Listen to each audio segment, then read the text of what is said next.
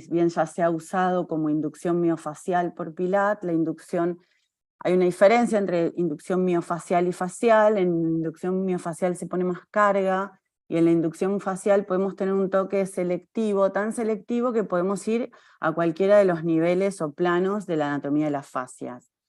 Bueno, en la sinopsis un poco la habías leído hoy, pero es interesante ahí, Ale, que el sistema facial como un entramado o red de membranas de tejido conectivo sostiene y envuelve todas las estructuras del cuerpo, esto que ya hablamos, y presenta, esto es importante, presenta modos de comportamiento y características específicas en relación a las propiedades que le atribuyen los componentes que forman el tejido conectivo. Entonces, a partir del sensado bioeléctrico, durante diferentes abordajes de inducción sobre el sistema facial, yo propongo el toque inductivo directo, la diferenciación, y después la inducción facial mediada o guiada por la palabra, y concretamente sobre varios abordajes, como puede ser la radiación y proyección, la radiación a través de la piel o la proyección a fascias profundas. Se puede, esto que hacemos, ¿no? Profundizar la investigación sobre probar el compromiso de la actividad de las fascias durante el movimiento, ¿sí? Y comparar el modo de activación del sistema, comparar la inducción pura, digamos, o poder aislar solamente un movimiento inducido por las fascias con la contracción muscular voluntaria. Entonces, comprender esto, que el sistema facial es un sistema, entonces, que es un conjunto de membranas que envuelve un montón de otros sistemas, ¿sí? Envuelve el sistema muscular, que es tejido conectivo también osificado y diferenciado, envuelve al sistema muscular, al sistema óseo, que es son piezas, estructuras de tejido conectivo osificado, al sistema muscular, que es esto que nos convoca, y también dentro de cada uno de los planos al sistema vascular y vascular arterial y venoso, que esto nos importa mucho a los osteópatas porque hablamos de Still, quien creó la osteopatía sobre la alergia de la arteria, y el sistema neural, o el sistema nervioso, que es este bichito neural, que también lleva como red y es el responsable de llevar la despolarización, como dijo Oscar, a la placa neuromuscular, pero en este caso vamos a ver por qué la fascia puede reclutar la contracción del músculo y el registro del músculo, aunque los electrodos están en el músculo. Entonces, bueno, este dibujo que es un esquema de la red continua del tejido conectivo. También entender que en esta red continua hay una diferenciación cada vez menor de la macro a la microestructura a nivel celular. Donald Invert describió la tensegridad a nivel de las células. Entonces, saber que sostenemos así que todas estas estructuras de tejido conectivo que se llaman fascias trabajan con una lógica de tensegridad. Digo, ¿qué es la tensegridad? Esta es una de Nedel Tower, es una estructura de Snelson, que fue un discípulo de Buckminster Fuller, quien describió el neologismo, la tensegridad, que es un término que es integridad en tensión. Hay un diálogo constante en el cuerpo, en la macroestructura entre los huesos y el sistema facial. Los huesos funcionan como barras rígidas que tienen fuerzas de compresión discontinuas, pues si tuviéramos compresión continua nos comprimiríamos, estallaríamos, y un sistema de tensión, de tensores, representado en la macroestructura por el sistema facial, que sostiene todo el tiempo un estado de pretensión que permite que todas las estructuras, en principio los huesos, pero todas las estructuras, que vamos a ver que hay otros niveles de fascias, se sostengan en el espacio, estén organizados y posicionados en el espacio, y son los responsables entonces de todas las variaciones del posicionamiento y el estado de las estructuras. Esto para la osteopatía es muy importante porque nosotros hablamos en normalización, y cuando algo está fuera de su lugar está en disfunción. Entonces el entramado de las fascias es importantísimo para poder comprender y tener una vía de acceso a la normalización del cuerpo. Este es un modelo de tejido conectivo entonces de esta red. Estas son imágenes del microscopio óptico, donde ahí vemos estas celulitas, estos núcleos que vemos son los fibroblastos. ¿Por qué traigo a cuenta el fibroblasto? El fibroblasto es la célula que configura al tejido conectivo, que forma, lo forma, es el que forma metabólicamente, es la fábrica interna del tejido conectivo. Entonces tiene la posibilidad de metabolizar, de formar dentro de las células fibras especializadas, y las vuelca hacia afuera a un lugar que se llama sustancia fundamental. Entonces estas fibras son fibras muy particulares y específicas. La fibra de colágeno, que es una hélice de 3 cadenas polipeptídicas, es una hélice de 3 cadenas enrolladas, que le da la resistencia al tejido, ¿sí? El tejido, si me tensan o me traccionan, ¿sí? El tejido tiene un diálogo de fuerza, y ahí entendemos la fuerza de compresión o de tensión. Esta es una foto óptica también de las fibras de colágeno. La fibra de elastina, que es una fibra que está enrollada y está formada por pequeños segmentos de fibras que están unidas por enlaces, como vemos. Esto está enrollado, y cuando se estira, vamos a entender qué hacemos cuando le aplicamos una solicitación mecánica al tejido. Cuando se le estira, se pueden estirar al 150% de su longitud en reposo. Y cuando cesa la fuerza, la fibra vuelve a su estado anterior. Y la fibra reticulina, que es una red, es como se llama una lámina de malla de vidrio, eso que conocemos, que le genera al tejido la posibilidad de una coherencia estructural más clara. Pero eso depende en qué tipo de tejidos. El tejido que vamos a ver, que es el tejido miofacial, no hay mucha reticulina, porque la reticulina está en los tejidos de las fascias internas, o las fascias que cubren algunos órganos, incluso dentro del tejido que forma los órganos. El tejido que forma los órganos también tiene tejido conectivo. Ya no son fascias puras, no son láminas puras de tejido conectivo, sino que hay un componente de tejido conectivo en todos los órganos. Por ejemplo, el pulmón, para que se tenga que distender, tiene elastina, reticulina, y así entendemos, nosotros escuchamos, los osteópatas, porque somos como unos ecógrafos que podemos llevar por piezoelectricidad, ahora lo voy a explicar también, el toque osteopático a diferentes niveles de profundidad, y nos vuelve un retorno de imagen, ¿sí?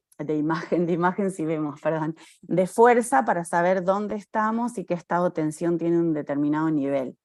Entonces todas estas fibras y estas células fibroblastos están en un gel que se llama sustancia fundamental, que tiene otras proteínas muy importantes que se llaman proteoglicanos, que depende cómo estén los proteoglicanos, más densos, haya menos agua, haya más o menos puentes de adherencia entre el colágeno, la fascia está más o menos en disfunción, o tiene disfunción. Nosotros no hablamos de lesión en osteopatía, sino de disfunción. Y eso es, con la intervención podemos lograr que ese tejido cambie todas estas características y vuelva a su estado de normalidad. Entonces, después, a partir del 1990 al 2000, hubo mucho desarrollo yo estudié en principio el 2005 con Pilat, fui la primera formación en Argentina, y a partir de ahí con un montón de maestros que primeramente investigaron sobre las fascias. Entonces se describe ahora un concepto que es anatomía de las fascias, que son describir, así como yo también soy kinesióloga en principio y disectora, cuando disecábamos sacábamos la fascia y no la considerábamos. A partir del 90, del 2000, se empieza a considerar y a describir cuáles son los planos, que se entienden como diferentes planos, como mamushkas intercaladas, no mamushkas separadas, que cada uno de los planos tiene una determinada función. La comparación existe en casi todos los textos históricamente, la comparación con lo que pasa con una naranja, un pomelo, si lo exprimiéramos nos quedamos con toda esa estructura interna, y podemos también diferenciar, ¿sí?, diferentes tabiques y densidades de tabiques. Y la primera diferenciación muy importante en toda esta anatomía de las fascias son 2 niveles. La fascia superficial, que es una fascia subdérmica debajo de la piel, y hubo siempre una diferenciación ahí con la hipodermis, que es la tercera capa de la piel, y la fascia profunda, que la fascia profunda es más estos planos nacarados, que envuelven en primer término los músculos, y después en segundo o tercer término otras estructuras que son más internas. Entonces esos son distintos niveles de la fascia profunda. La fascia superficial es de una calidad muy diferente, es como un traje de grasita que tiene un entramado de elastina, y la podemos separar, la podemos disecar aparte, y es muy significativo, y tiene una conexión con el sistema nervioso autónomo, porque es la que nos protege de cualquier cosa que pudiera pasar desde el exterior. Y la fascia profunda son estos planos, tal cual entendemos la fascia. Entonces, la fascia que envuelve el músculo es el primer plano de la miofascia. Acá vemos un poquito más en detalle, aquí está la piel, aquí está la fascia superficial, aquí hay unas trabéculas o fibras retinaculares superficiales uniendo la piel con la fascia superficial, que son verticales. Y luego hay unas trabéculas retinaculares, que unen la fascia superficial con la fascia profunda. Esta es muy importante porque una de las propuestas que yo hago para conectar con el sistema facial es la radiación a través de la piel, que va a poner en conexión y mecánicamente el reclutamiento, que es una palabra que me gusta usar, el reclutamiento desde diferentes niveles a través de estas trabéculas de la fascia superficial y de la fascia profunda, y luego se empieza a generar el movimiento, como vamos a ver. Estos son esquemas de la fascia profunda. Ya en la fascia profunda entonces vemos este traje de fibras. Este traje de fibras se ve porque las fibras que vemos son de colágeno, ¿sí? Tiene más colágeno la fascia profunda. Tiene más colágeno, tiene un 1% de elastina, la fascia profunda, cuando la fascia superficial tiene un 15% de elastina. Tiene fibras de colágeno más densas cuando la fascia superficial tiene menos, porque la fascia superficial se estira. Yo doblo el codo y cuando vuelvo a extender el codo no me queda una bolsa de piel porque se estiró, se dobló el codo, porque la elastina permite volver a la fascia superficial. Pero la fascia profunda hace un sostén de pretensión mucho más significativo para los músculos, que es lo que permite conectar la información de todos los músculos de un mismo compartimento, los flexores con los sinergistas, los extensores, y así se integra la equilibración del movimiento. Dentro de ese plano de fascias profundas hay tres planos, podría decirse, que es la miofascia, la fascia que envuelve el músculo, como mencionamos, la viscerofascia, los planos faciales que envuelven vísceras o espacios internos en el cuerpo. Por ejemplo, la fascia endotorácica es una camiseta adentro del tórax, adentro de las costillas, envuelve toda la cavidad torácica. El pericardio es una fascia que envuelve el corazón, las pleuras, los pulmones, la peritoneo, los órganos abdominales. Y luego unas fascias muy particulares que protegen el sistema nervioso, que son las fascias meningias, dura madre, pie y aracnoides, que protegen el sistema nervioso dentro del cráneo, fascias intracraneales, y adentro del canal raquídeo, en ese agujerito que tiene entre el cuerpo de la vértebra y el arco posterior en la vértebra. Entonces, estos tres niveles de fascias profundas. Digo algunas cosas más sobre las fascias profundas, por ahí no me voy a explayar. Esto es si hubiera fascias, pero en general hay pocos esquemas porque la fascia no se ha disecado mucho, antes se sacaba y se mostraba los músculos, pero todos estos músculos están envueltos de una tela nacarada con fibras. ¿Qué es esta tela? La tela puede tener diferentes grosores, depende su función. La fascia epimicial, ven como acá está cortada, acá abajo, esta es la fascia epimicial, y en el medio, antes del músculo, tiene una capa de grasita o tejido celular subcutáneo o laxo. Hay tejido conectivo denso o tejido conectivo laxo. Las fascias son capas de tejido conectivo denso, porque tienen diferentes capas, como una capa, la fascia muscular tiene una capa con fibras para una dirección, con fibras de colágeno para una dirección, otra capa para otra dirección, y así. ¿Por qué? Porque el colágeno se orienta en la solicitación mecánica de la aplicación de las fuerzas, y eso es muy importante.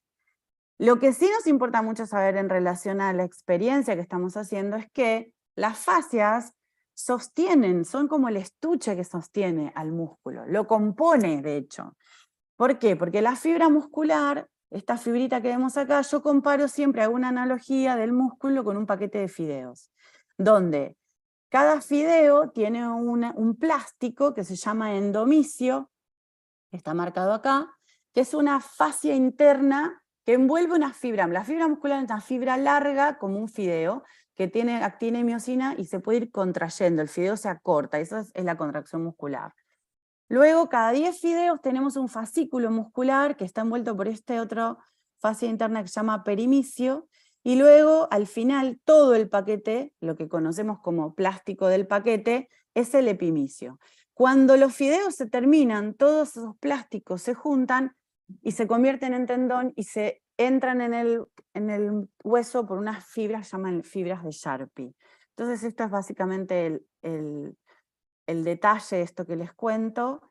Entonces eso pasa en la fascia muscular, que es lo que nos convoca, pero nosotros hicimos otras experiencias, ver si yo tengo la posibilidad de inducir a planos profundos, a fascias profundas, ver qué pasaba con fascias internas, como acá tenemos un corte, como vemos acá las ramas de el árbol bronquial, un corte de los pulmones y esta fascia que es la pleura, o las pleuras, y un corte abdominal y la fascia del peritoneo. Y luego también hicimos experiencias de inducción sobre las fascias meningias, y están acá algunos de los alumnos de Fulcrum. Yo insisto muchísimo en la liberación del tubo dural. El tubo dural, las fascias meningias tienen unas fascias que están adentro del cráneo como una gorra de nadar con unas dependencias como la hoz del cerebro, la tienda del cerebelo, que es lo que vemos acá, que se continúa con un tubo por dentro del canal raquídeo hasta el sacro, y si esa membrana está tensa, tensa todo el sistema nervioso y tensa los epineuros de los nervios. Es un corte de médula donde el tubo dural, que acá está la dura madre, ¿sí? Vemos como en la salida de los nervios hay unas vainas que envuelven los nervios. Entonces llegan como una red también. La fascia vamos a ver que va por diferentes caminos, ¿sí? Entonces, entendiendo todo esto, volvemos a la tensegridad, entendemos ciertos espacios o lugares del cuerpo que se entienden como campos de tensegridad específicos dentro del campo de tensegridad total. Este es un icosaedro, que es un ejemplo de ese binomio de fuerzas entre barras rígidas y tensores. Estos son ejemplos o modelos que se han hecho de cómo hay dentro de las articulaciones y dentro de los compartimentos musculares, ¿sí? Modelos de, yo digo, el cuerpo es